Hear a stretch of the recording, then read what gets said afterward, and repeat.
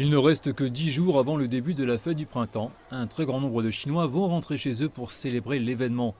À cette occasion, beaucoup optent pour le réseau ferré à grande vitesse, mais pas tous. La partie continentale de la Chine possède près de 40 000 km de voies ferrées à grande vitesse. Les trains à grande vitesse sont le mode de transport privilégié de centaines de millions de Chinois durant les déplacements de la fête du printemps. Mais entre Chengdu, capitale de la province du Sichuan, et la ville de Chongqing, un vieux train vert continue de sillonner les rails déposés en 1952. Le train numéro 5612 s'arrête aux grandes comme aux petites stations. Le prix des tickets entre la province du Sichuan et Chongqing vont de 2 à 21 yuan. C'est pratique pour les étudiants ou les agriculteurs qui produisent des fruits et légumes et vendent leurs produits en ville.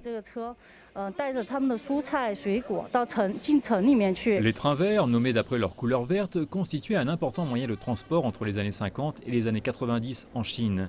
Avec l'expansion des trains à grande vitesse, ces véhicules démodés ont été majoritairement abandonnés, mais le train omnibus numéro 5612 a survécu. Contrairement à certains trains bondés, il y a dans ce train beaucoup d'espace, même pendant la période de pointe de la fête du printemps. Et les passagers peuvent voyager allègrement vers leur destination. Je dis cette paire de semelles intérieures pour mon mari car il travaille dur.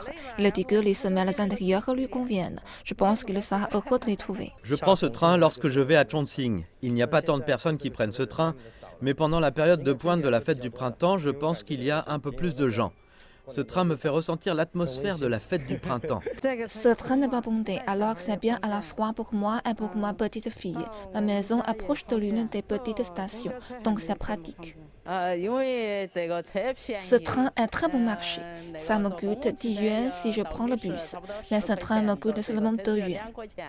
Li Guangxiu affirme qu'il n'y a plus que 81 trains omnibus en Chine et que le train numéro 5612 pourrait devenir dans le futur un train de tourisme entre la province du Sichuan et Chongqing.